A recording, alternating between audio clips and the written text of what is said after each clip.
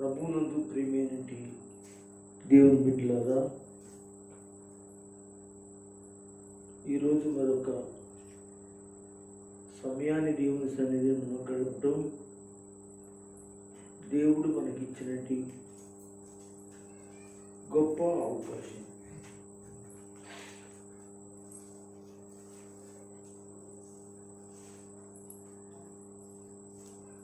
యోహాను సువార్త నుంచి ఒక మాట చదువుకుని మనం ముందుకు వెళ్దాం.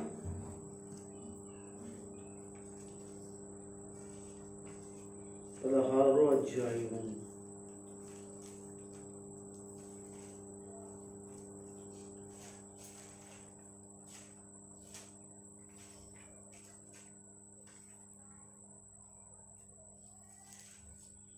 యోహాను సువార్త 16వ అధ్యాయం 22వ వచనాన్ని చదవండి.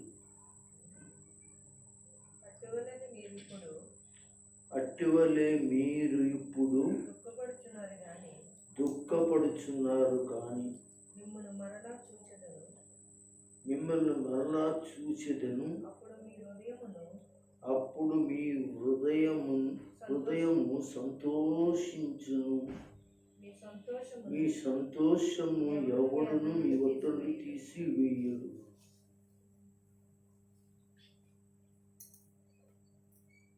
చాలండి. దేవుడు ఈ మాట ద్వారా మనతో మాట్లాడినట్లు మనం కొన్ని సంగతులు నేర్చుకుందాం. ఏమిటి అంటే,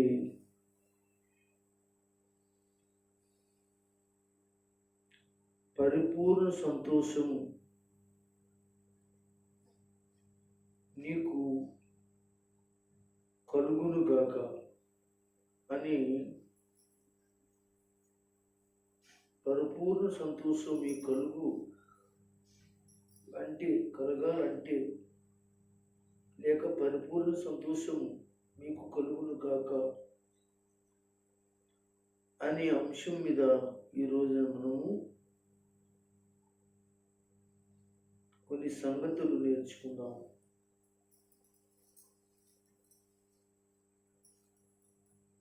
ఇక్కడ యేసు ప్రభువుల వారు బ్రతుకున్న దినాల్లో ఆయన తన శిష్యులైన వారితో ఆయన మాట్లాడుతున్నటి మాట, ఆయన ఇంక కొద్ది రోజుల్లో శిలువ మరణానికి అప్పగించబడతారు, గాయపరచబడతాడు, ముళ్ళ కిరీటము ధరింపచేయబడివాడుగా ఉంటాడు,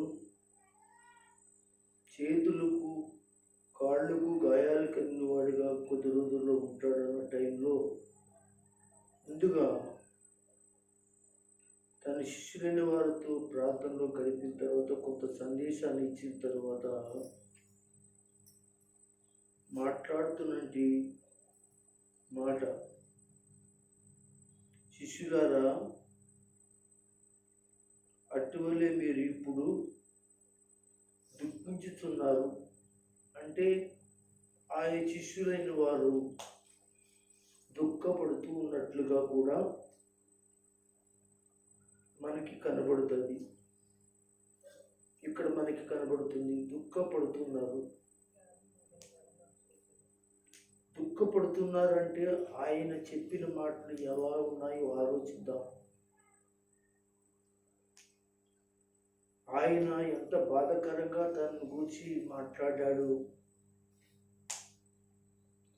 ఆయన తిరిగి వెళ్ళిపోతూ ఉన్నటి విషయాన్ని జ్ఞాపకం చేసుకుంటున్న తన శిష్యులు తనతో ఉన్నట్టు కాలం ఎంతో ప్రేమను, అనురాగాన్ని, అలాగనే తన శిష్యులైన వారు గృహాలను, భార్యలను, బిడ్డలను విడిచి ఆయనతో సేవ చేసిన విధానాన్ని, మమ్మల్ని విడిచి వెళ్ళిపోతే మేము ఒంటరి వాళ్ళు అయిపోతాం కదా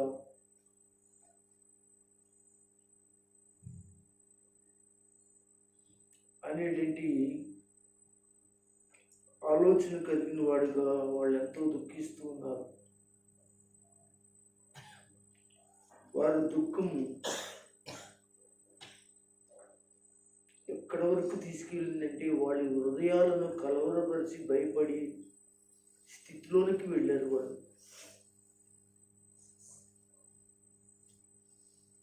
ఇదే యోహాను సువార్త 14:1 మీరు కలవరపడుకుని దేవుని యందు నమ్మకించినారు కనుక నా మీద కూడా మీరు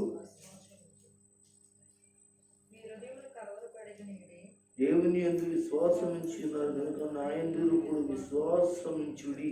చాలు. వాళ్ళు ఎంత కలవరానికి గురయ్యారో ఈ విషయాన్ని మనకి తెలియజేస్తుంది. అప్పుడు ఆయన అంత కష్టములో అంత బాధలో ఆయనకి కలిగే పరిస్థితి ఏమిటో ఆయనకి తెలుసున్నప్పటికీ కూడా తన యొక్క శిష్యుడైన వారిని ఆదరించి మాట్లాడుతున్నట్లుగా చూస్తాం.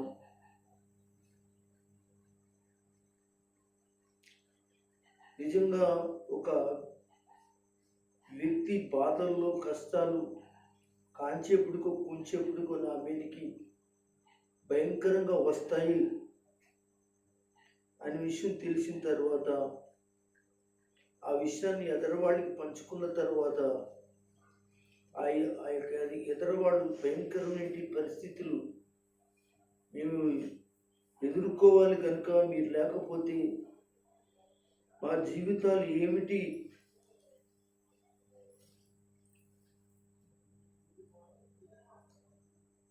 అని ఆలోచనలు పడేంటి బిడ్డలు ఓదార్స్తూ నుండి విషయాన్ని మనం గమనిస్తాం.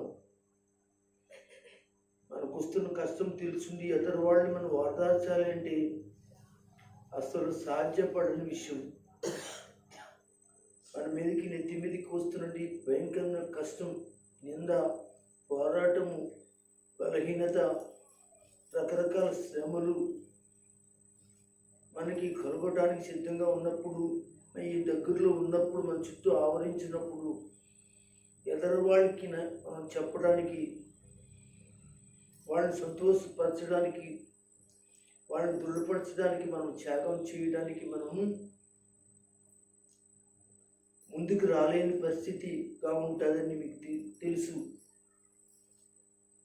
కానీ యేసు ప్రభువుల వారు ఈ మాట మాట్లాడుతున్నప్పుడు అటువలే మీరు ఇప్పుడు దుఃఖపడుతున్నారు. నిజమే, నా విషయం దుఃఖపడుతున్నారు, మీ విషయంలో కూడా దుఃఖపడుతున్నారు. మా పరిస్థితి ఏమిటి అనుకుంటున్నారు మీరు. కానీ మిమ్మల్ని మరలా నేను చూస్తాను అంటే మీరు భయపడకుండా నేను మరలా వస్తాను, మీరేమి ఆధైర్యపడకండి. మీరు నేను విడిచిపెట్టారని మీరు అనుకుంటున్నారేమో. మీతో ఒక వాగ్దానం చేశాను, అదేంటో తెలుసా? సదాకాలం మీతో ఉంటానని చెప్పాను. ఆ మాట ఎప్పుడు చెప్పాను? క్షమించండి. ఆయన సదాకాలం ఉంటాను అని చెప్పిన మాట మత్తయి సువార్తలో మనకి వస్తుంది. మన చదవక్కర్లేదు. 28వ అధ్యాయం లాస్ట్ వచనంలో ఉంటుంది. ఇది ఆయన ఎత్తపడేటప్పుడు కూడా వాళ్ళతో మాట్లాడిన ఓదార్పు కలిగిన మాట.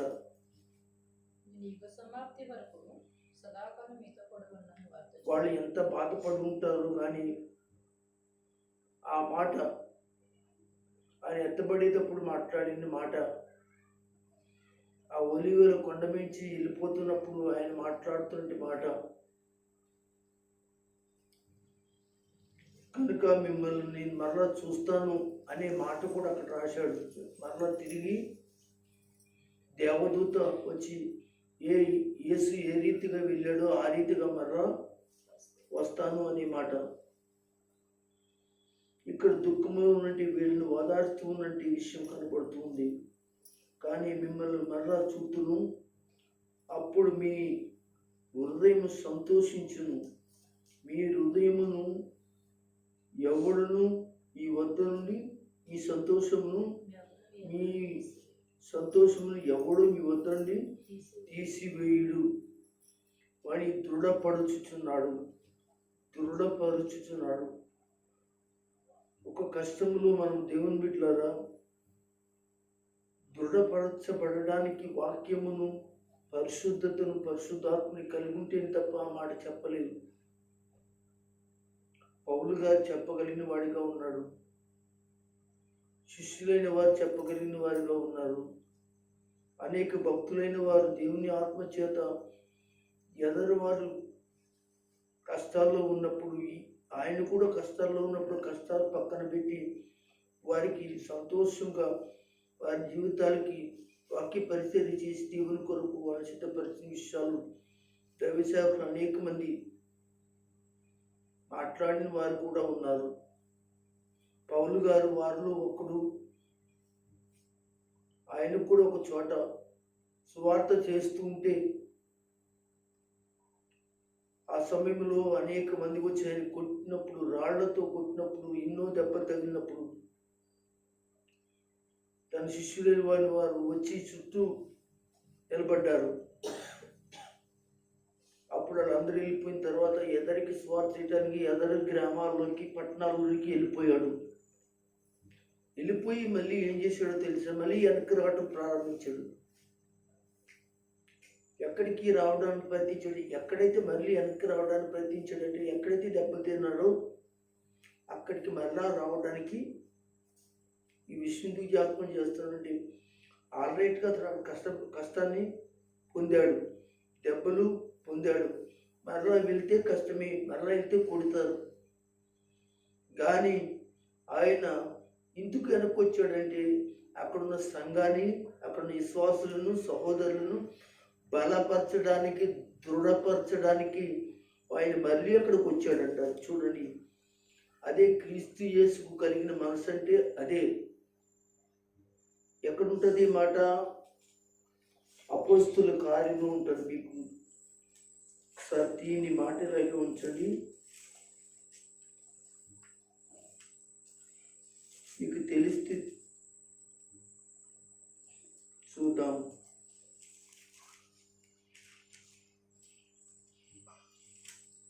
దయచేసి చూద్దాం. 14వ అధ్యాయం అపోస్తుల కార్యం.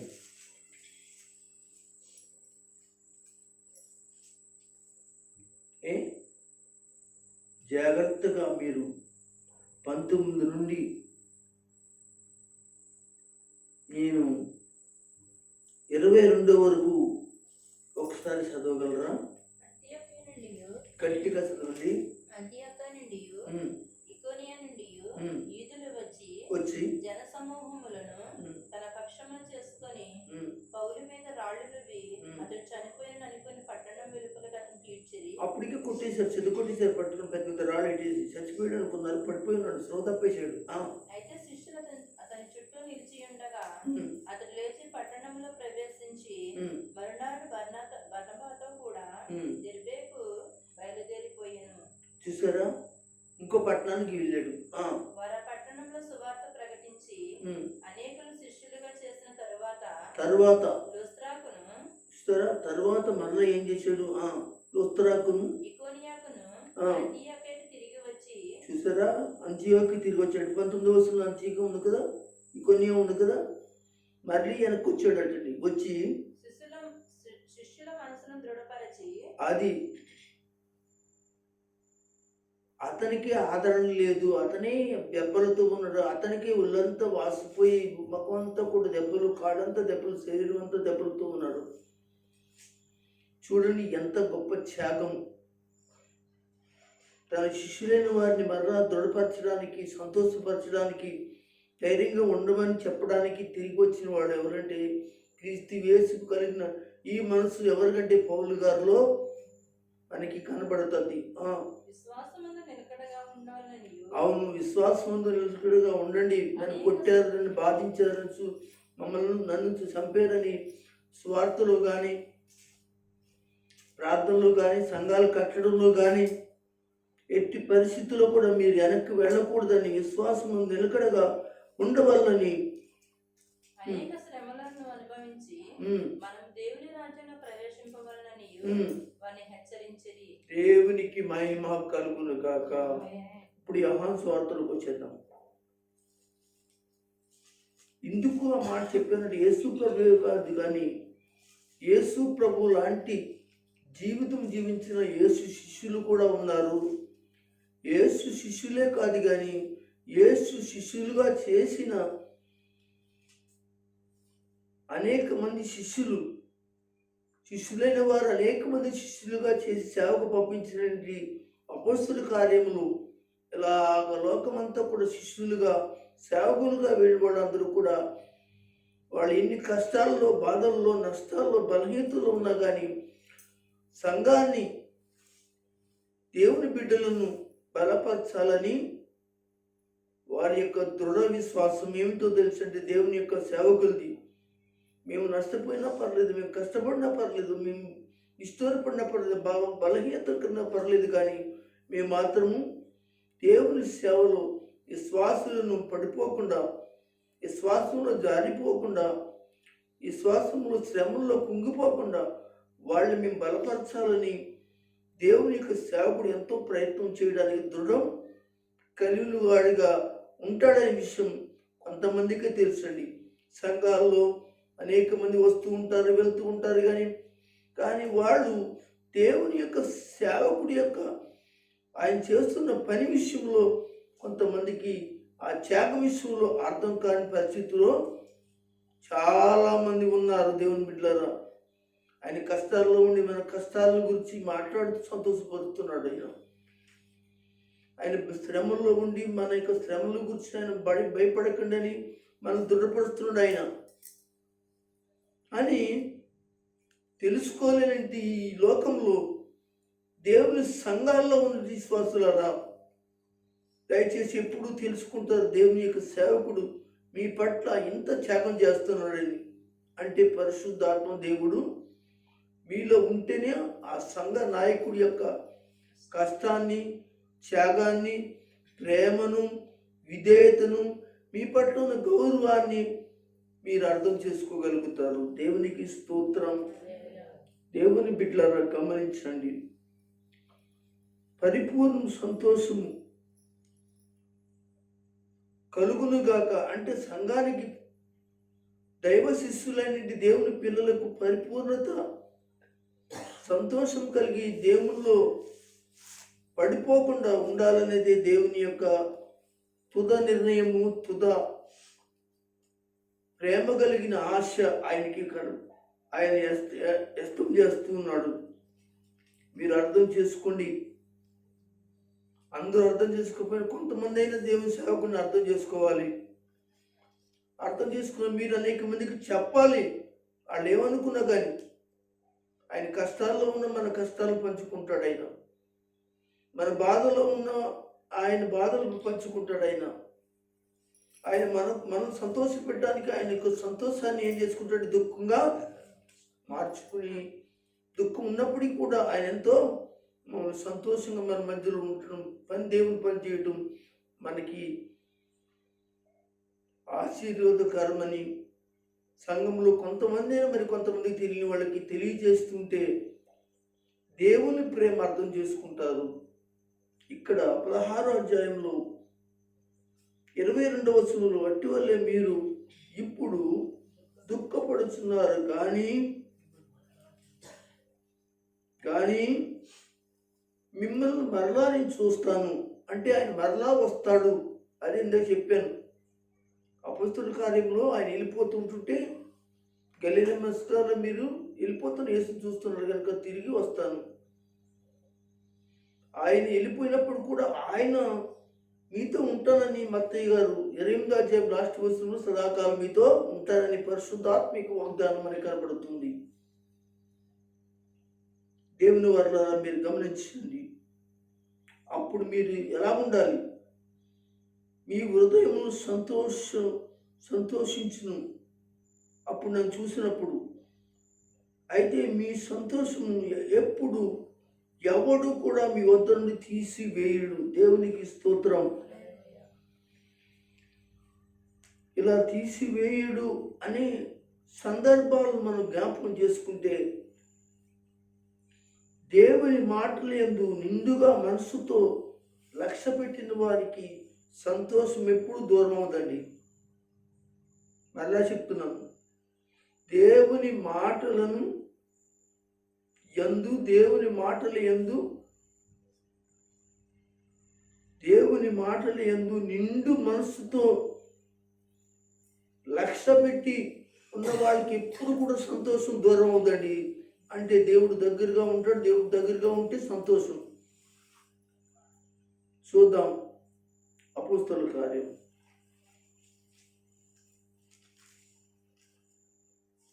1-2 మాటలు మనం చదువుకోవచ్చు.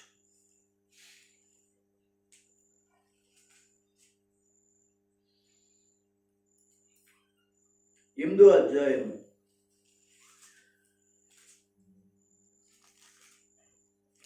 6-8 చదవండి. జనసమూహములు విని చూడండి, ఇక్కడ ఒక సేవకుడు మనకి కనపడతాడు. ఆయన పేరు ఫిలిప్పు. ఆయన సూచక క్రియలు, యేసు ప్రభు వలె సూచక క్రియలు, ఆశ్చర్యాలు, గొప్ప స్వస్థతలు, అద్భుతాలు చేస్తున్నాడు యేసు నామమున. యేసు నామమున మాత్రమే స్వస్థతలు కలుగుతాయి. యేసు నామమునే సూచక్రియలు జరుగుతాయి. యేసు నామములే మహత్కార్యాలు జరుగుతాయి. అసలు ఏ నామమున జరగదు అన్నమాట. అక్కడ ప్రార్థన చేస్తున్నట్టు ఒక పౌలు గారి నామమున కాదు, ప్రార్థన చేస్తున్నట్టు ఒక యోహాను గారి యొక్క నామమును కాదు, ప్రార్థన చేస్తున్నట్టు ఒక పేతురు గారి యొక్క నామము కాదు. ఈనాడు సేవకులు అనే వాళ్ళు అనేక మంది స్వస్థత అద్భుతాలు చేస్తున్న వారిని పలానా ఆయన చేస్తున్నాడు, పలానా ఆయన సూచక్రియలు చేస్తున్నాడు, పలానా ఆయన అద్భుత కార్యాలు చేస్తున్నాడు అని ఆయన్ని పొగుడుతూ, లేకపోతే ఆయన్ని బట్టి అనేక మంది ప్రజలు అక్కడికి వెళ్ళటం చాలా దుఃఖకరం. అయితే నేను ఎందుకు చెప్పాలనుకున్నానంటే, చేసేది అక్కడ దేవుడు తప్ప ఆయన కాదు. కానీ అక్కడ మహిమ ఎవరికి వస్తుందంటే ఒక మనిషికి మాత్రమే మహిమ కలుగుతుంది, కానీ దేవుడికి మహిమ కలగట్టలేదని విషయం మీకు ప్రస్తావించడం జరుగుతుంది. అలాగా మనుషులకు కలుగుతున్నప్పుడు ఎంతమంది అక్కడికి వెళ్ళి ఎంతమంది స్వస్థత పొందినా వారు పరలోక రాజ్యంలోకి వెళ్ళలేరు. ఎందుకో తెలుసా? వాళ్ళ మనసు నిండా దేవుని వాక్యం లేదు, దేవుడు లేడు. ఎవరున్నారు? ఒక సేవకుడు, ఒక మనిషి ఉన్నాడు కనుక వారి పరలోకమును వెళ్ళడానికి, రక్షించబడడానికి అవకాశం ఉండదు. కనుక ఇక్కడ మాట్లాడుతున్న మాట మనం విందాం. దేవుని మాట యందు నిండు మనసుతో లక్ష్యం పెట్టిన వారు ఇక్కడ కనబడుతున్నారు. వారికి పరిపూర్ణమైనటువంటి సంతోషం కలుగుతుంది. ఎవరైతే దేవుని వాక్యం మీద బేస్ అవుతారో, వాక్య ప్రకారంగా జీవిస్తారో, వాక్య ప్రకారంగా నడుస్తారో, వాక్య ప్రకారంగా సేవకుడు చెప్పిన వాక్యం దేవుడే మాట్లాడే సేవకుడు కాదని జీవిస్తారో వారికి పరిపూర్ణమైన సంతోషం దేవుడు కలగజేయగలిగినటువంటి శక్తి ఆ యేసు దేవుడికి మాత్రమే ఉంది. చదవండి. జనసమూహములు విని ఫిలిప్పు చేసిన సూచక క్రియలు చూచినందున చెప్పిన మాటలందు ఏకమనస్సు లక్ష్యముంచగా, ఆయన చెప్పిన మాటలందు లక్ష్యము ఏం చేశారు? ఏమిచ్చారు? దేని మీద ఉంచారు? ఫిలిప్పు గారి మీద, లేకపోతే అక్కడ ఏదో ఒకరి మీద. ఈ రోజున ఇప్పుడు లక్ష్యం ఎవరి మీద ఉంచుతున్నారు? ఒక సేవకుడి మీద ఆధారపడుతున్నారు. ఒక సేవకుడు చూస్తున్నారు. ఒక సేవకుడి మీద లక్ష్య పెడుతున్నారు. ఆయన దగ్గరికి వెళితే, ఆ చోటుకి వెళితే, అక్కడికి వెళితే, ఆ చర్చికి వెళితే, ఆ చోటుకి వెళితే ఆయన చేయి పెడితే ఆయన తైలు వేస్తే ఆయన చిన్న ప్రార్థన చేస్తే ఆయన ఆయన ఆయన యేసు అని ఆయన్ని మర్చిపోయారు జనం. అవునంటారా కాదంటారా? యేసు అని ఆయన మర్చిపోయారు ఇక్కడ. మరి ఇంకా ఆయన ఏ స్వార్థ చేస్తున్నాడు? ఆయన స్వార్థ చేసుకుంటున్నాడు అంతే. ఆయన స్వార్థ ఏంటి? లోకంలో ఆయన గొప్పవాడిగా, ప్రజల్లో ఒక వ్యక్తిగా ఆయనే చేసుకోవడానికి అక్కడ ఆయన విధి విధానాలు పద్ధతులు ఏం చేస్తున్నాడు?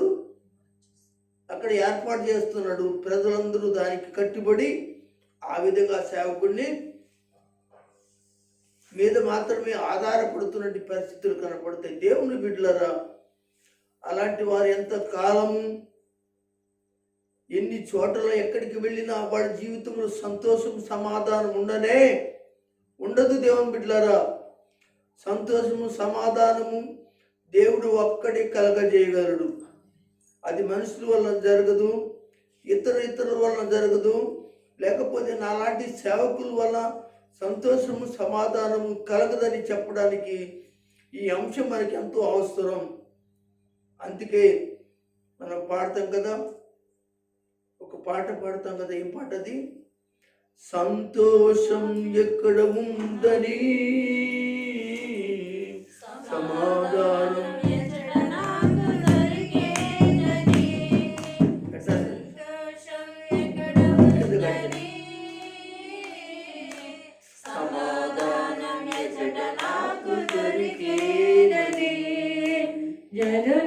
జనులందరినడిగాను, జగమంతా వెదికాను, జనులందరినడిగాను, జగమంతా వెదికాను, చివరికది నీలోనే కనుగొన్నాను.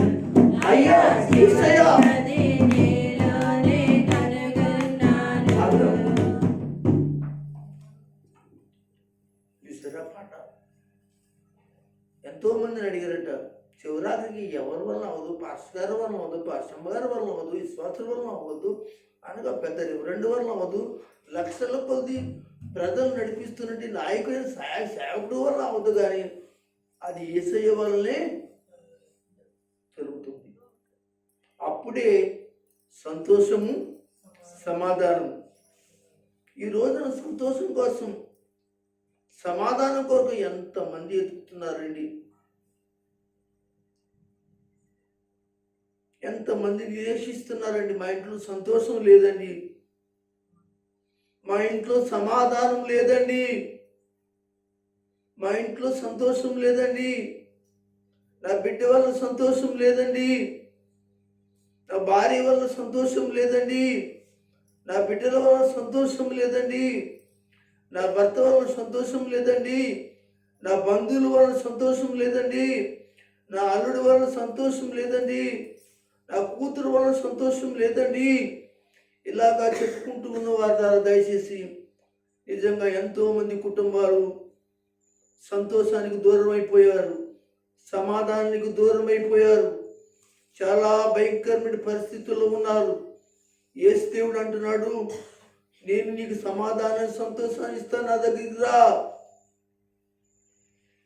ఎప్పుడంటే ఆయన మాటలు వినాలి. యేసు వాక్య మాటలు నీకు కష్టంలో ఉన్న, నష్టంలో ఉన్న, సంతోషం లేని సమయంలో ఆయన మాటలు నేనేం చేస్తాయంటే సంతోషంలో నడిపిస్తాయి.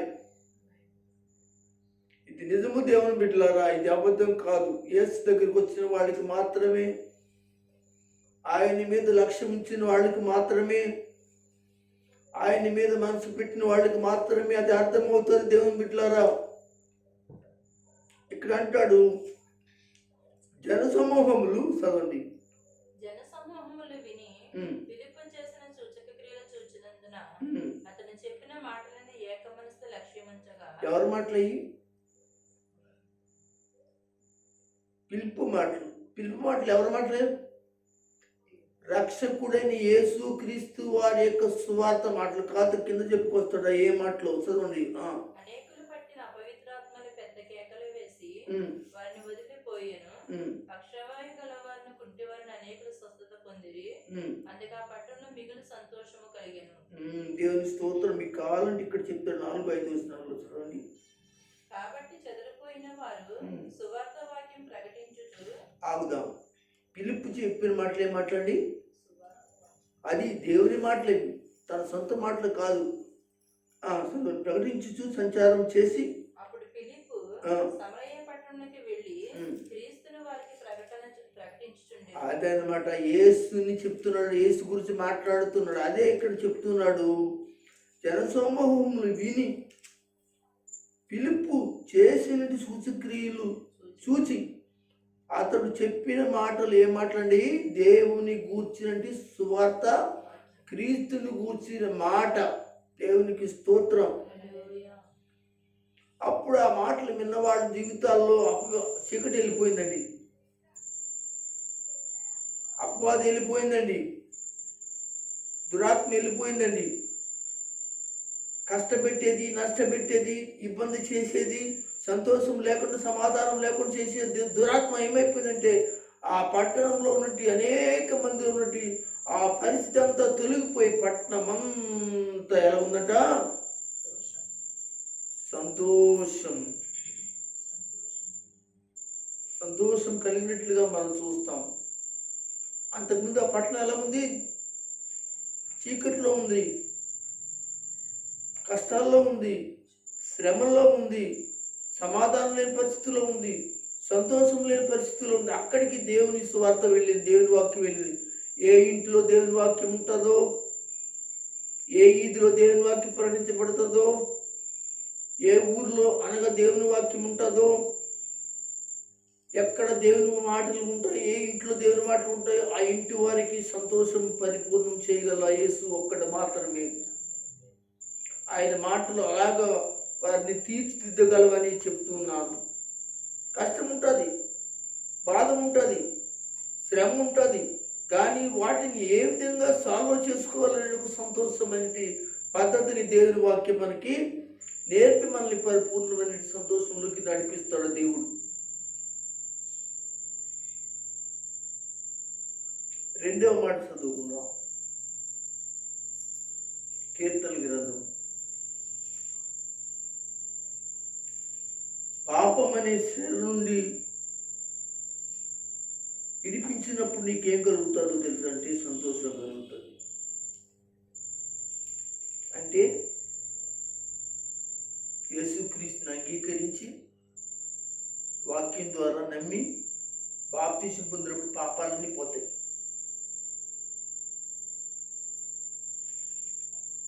పాపాలన్నీ పోతాయి. యేసుక్రీస్తు సొంత రక్షకుడని నమ్మి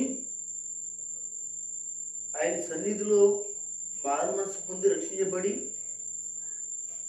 ఎవరైతే బాప్తిసం పొందుతారో వాళ్ళందరూ కూడా వారి పాపములని శర నుండి బయటకు వచ్చేస్తారు. శర అంటే మీకు తెలియదు కదా, శర అంటే చాలా భయంకరమైనది. ఆ శరలో ఎన్ని కష్టాలు ఉంటాయో తెలుసా, ఎన్ని బాధలు ఉంటాయో తెలుసా, ఎన్ని ఇబ్బందులు ఉంటాయో తెలుసా. కానీ బాప్తిసం తీసుకున్న తర్వాత నీ జీవితం ఏమవుతుందో తెలుసా అంటే ఆ యొక్క ఉచ్చు నుంచి, ఆ శర నుంచి బయటకు వచ్చేస్తావు. అప్పుడు నీకు పరిపూర్ణమైన సంతోషం నీకుంటుంది. పాపం అనేది నువ్వు ఏళ్ళ కనుక నువ్వు సంతోషంలోకి ఉంటావు. 126వ కీర్తన చదువుతాం, చూపిస్తాను. 126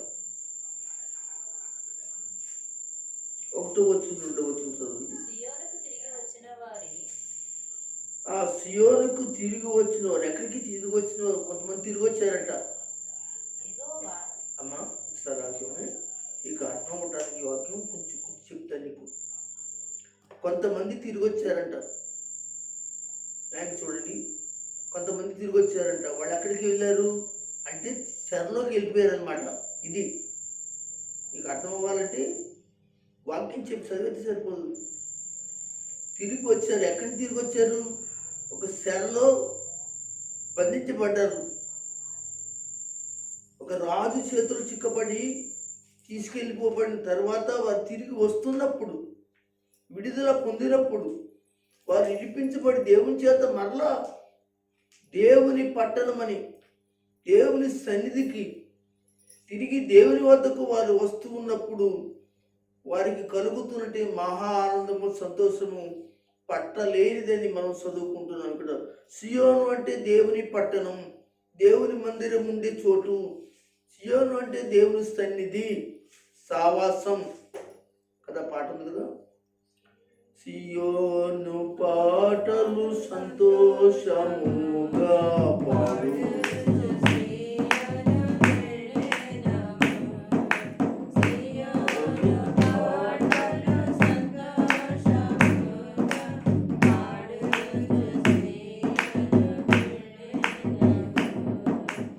ఐగుప్తి ఆశలన్నిటి విడచి ఎమ్మాడించి, ఆశలన్నీ విడచి యేసుని ఎమ్మాడించి, పాడైన పూరపు పాపము మాని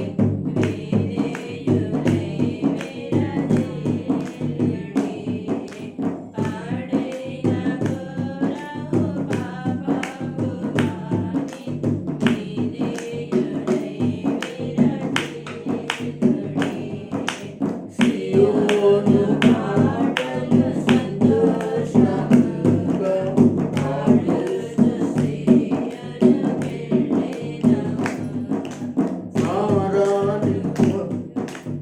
మారాని స్థలమును. దేవుని స్తోత్రం. మీరు అలా కూర్చోవడం కదా ఎత్తగాలి, మా ఎక్కడ తీసుకుని పాడాలి, ఎందుకంటే నీ వాక్యం చెప్పి పాడడం. సరే వదిలేండి. వాడు ఎక్కడికి వచ్చారు? సియోనికి రావాలి. మారాని యొక్క జీవితం వాళ్ళు పొందారు,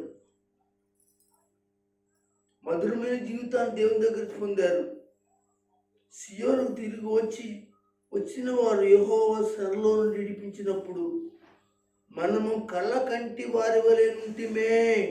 ఇది నిజమా? నిజంగా తిరిగి మళ్ళీ ఆ బబులోను నుంచి, ఆ యొక్క మాదీలు పార్సీల యొక్క చేతుల నుంచి,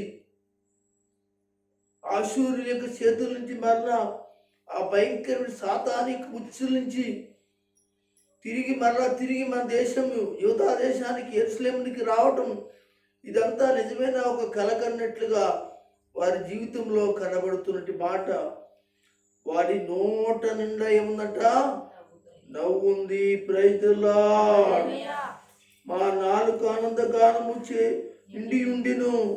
అప్పుడు యెహోవా వీరి కొరకు గొప్ప కార్యములు చేసిన ఎవరు చెప్పుకుంటారంట? అన్యులు చెప్పుకుందురు. దేవునికి మహిమ కలుగును గాక. విన్నారా? ఈ రోజున దేవుని దగ్గరికి వచ్చేవారు ఎవరైతే ఉన్నవారు పాపాలు విడుచుకుని దోషాలను యేసు రక్తంలో కడుక్కుని మారు మనసు పొంది బాప్తీసం పొందితే వారు శర నుండి విడిపించబడ్డారు. శర నుండి విడిపించబడి పరలోకానికి వారు సిద్ధపడడానికి దేవుడు భూలోకంలోనే వారికి సంతోషమైనది సంగతిని దేవుడు బయలుపరుస్తున్నాడు. క్రీస్తు యేసునందు మనకి సంతోషం. ఆనందించుడి. మరలా చెప్తున్నాను, ఆనందించుడి. ఎవరి యందు ఆనందించాలి? క్రీస్తు యేసునందు ఆనందించుడి. దేవునికి మహిమను ఘనతను ప్రభావము కలుగును గాక. అట్టి వారు ఎవరై ఉన్నారు అంటే బాప్తీసం పొందిన వారు, దేవుని యొద్దకు వచ్చి కూర్చున్నవారు, దేవుని యొక్క రక్షణ పొందిన వారు, దేవుని యొక్క సన్నిధిలో మారుమనసు పొందిన వారు, దేవుని మాటను అంగీకరించిన వారు. ఫిలిప్పి ఆ యొక్క ఫిలిస్తీన్ ఆ యొక్క సంబరయ పట్టణంలో ఫిలిప్పి అనేటువంటి వాడు సువార్త చేసినప్పుడు ఏ విధంగా విడిపించబడ్డారో ఆ విధంగా ఆయా దేశాల్లో ఉన్నటువంటి ఇశ్రాయేలు విడిపించబడి సియోన్ అనే దేవుని పట్టణంలోనికి వెళ్తున్నారు. అయితే ఆత్మీయమేంటి సియోను పట్టణం పరలోకంలో ఉంది. అది భూలోకంలో ఉన్నవారు ఎవరైతే యేసు రక్తంలో కడగబడతారో, యేసు రక్తంలో కడగబడతారో, యేసు నామములో మారుమనసు పొందుతారో, యేసు నామములో బాప్తిసం పొందుతారో వారు ఎక్కడికి వెళ్తారంటే పరలోకం అంటే సియోను అనేటువంటి పట్టణంలోనికి వాళ్ళు వెళ్తారు బాప్తిసం తీసుకుని. దేవునికి స్తోత్రం. ప్రకటన గ్రంథం 22 కానీ 21 కానీ చూడండి. మనకి కనపడుతూ పట్టణం చూడండి, కనపడిందా?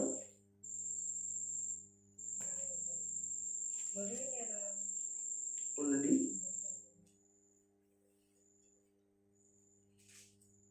ఆ పట్టణపు ప్రకారం అది కాదు, 21:9 చదవండి. అంతటా ఆ కడపటి 7 దినములతో నిండిన 7 పాత్రలను పట్టుకుని 7 దేవదూతలలో ఒకడు వచ్చి, ఇటు రమ్ము, పెళ్లి కుమార్తెను అనగా గొర్రెపిల్ల యొక్క భార్యను నీకు చూపెదనని నాతో చెప్పి ఆత్మవశుడనైన నన్ను ఎత్తైన గొప్ప పర్వతం మీదకి కొనిపోయి యెరూషలేమును పరిశుద్ధ పట్టణము, అదే ఆ పరిశుద్ధ పట్టణమే సియోను పట్టణం, దేవుని మహిమ గలదై పరలోకమందున దేవుని ఎదురు దిగివచ్చుట నాకు చూపెను. దాని అందలి చాలా సరిపోతుంది. ఇక్కడ మనకి కనపడుతున్న మాట ఏంటంటే యెరూషలేము అనే ఆ యొక్క ఆత్మ సంబంధమైన పట్టణం పరలోకంలో సియోను యొక్క పట్టణం మనకి ఉంది. ఆ పట్టణంలో దేవుని సన్నిధి లో ఉన్నటువంటి విశ్వాసులు ఎవరంటే భూమి మీద రక్షించబడిన వాళ్ళే, మారుమనసు పొందిన వాళ్ళే, బాప్తీసం తీసుకున్న వాళ్ళే. కనుక అందుకే అంటున్నాను దేవుని బిడ్డలారా, నువ్వు విడబడితే ఆ పట్టణంలోకి వెళ్ళవు.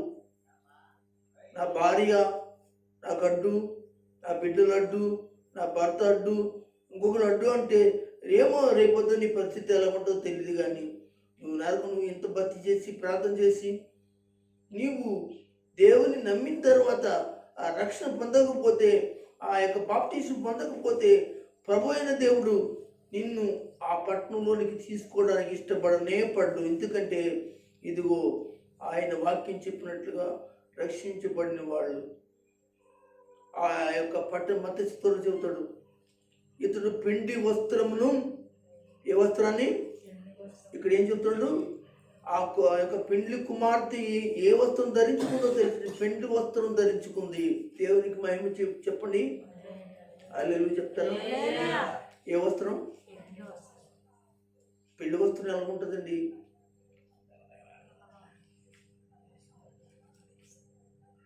ఆ పెళ్లి వస్త్రం మహిమ వస్త్రంగా ఉంటుంది. ఆ పెళ్లి కుమారుడు ఎలాగ దగదగలాడుతున్నాడో ఆయన చూడండి. అజు ఆ పెళ్లి కుమార్తె కూడా దగదగ ఆడుతుందని పెళ్లి వస్త్రాన్ని ధరించుకుని ఉంటుంది. కనుక పెండి వస్త్రం ధరించని ఒకడు ఆ ఇందులోకి వచ్చాడంట. వీడిని తీసుకెళ్ళి ఎక్కడ కడపటి చీకటిలో అగ్నిగుండంలో పడేయమని చెప్పి మత్తయి సువార్తలో రాయబడింది. ఏ వస్త్రం అనేది? పెండ్లి వస్త్రం. ఆ వస్త్రం మహిమగల వస్త్రం. ఆదాము ద్వారా పోగొట్టుకున్నట్టు ఆ వస్త్రం క్రీస్తు యేసు ద్వారా మనకేం కలుగుతుంది? ఆ వస్త్రం కలుగుతుంది. ఆ మహిమ వస్త్రంతో మనం ఆ పట్టణంలోనికి వెళ్తాం. ఇంకా ఆ మహిమ వస్త్రం మనల మీద ఉందంటే ఏం లేదు, పాపము లేదు. కనుక దేవుని బిడ్డలారా వీళ్ళు అంటారు, చదువుతాం, వాక్యం పూర్తి చేసుకుని చూద్దాం ఒకసారి.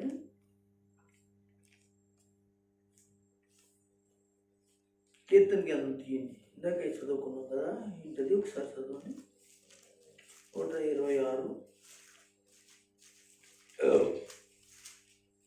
సీయోను నుండి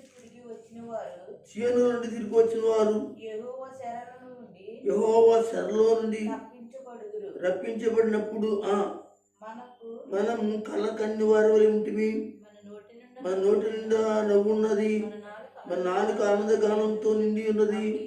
అప్పుడు యెహోవా వీరి కొరకు గొప్ప కార్యములు చేస్తుందని చెప్పుకున్నారంటే ఆ రోజున ఆశూరుల చేతుల్లోంచి, బబులోని చేతుల్లోంచి, మాదీయుల పార్షీకుల చేతుల్లోంచి విడిపించిన తర్వాత లక్షల మందిగా, వేల మందిగా తిరిగి యూదా దేశంలోకి వస్తున్నప్పుడు అనేక దేశాల వాళ్ళు సంతోషించారు.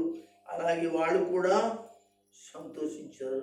భయంకరమైన దాసత్వంలో నుండి, భయంకరమైన దాసత్వం, ఈ రోజున పాపమనే దాసత్వంలోంచి విడిపించబడి బాప్తీసం పొందే వాళ్ళు కూడా ఇదిగో దేవుని యొక్క సీయోను పట్టణంలో ఉంటారని మీకు తెలియజేస్తున్నాం.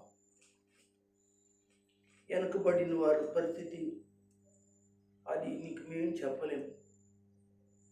మూడోదిగా దేవుని బిడ్డలారా, పరిపూర్ణమైన సంతోషము ఈ కలగాలి అంటే బైబిల్ చెప్తుంది. అపోస్తలుల కార్యం 2వ అధ్యాయం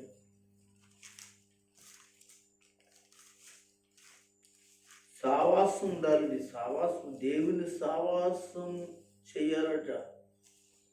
అపోస్తలుల కార్యం తీసి చెప్తాను.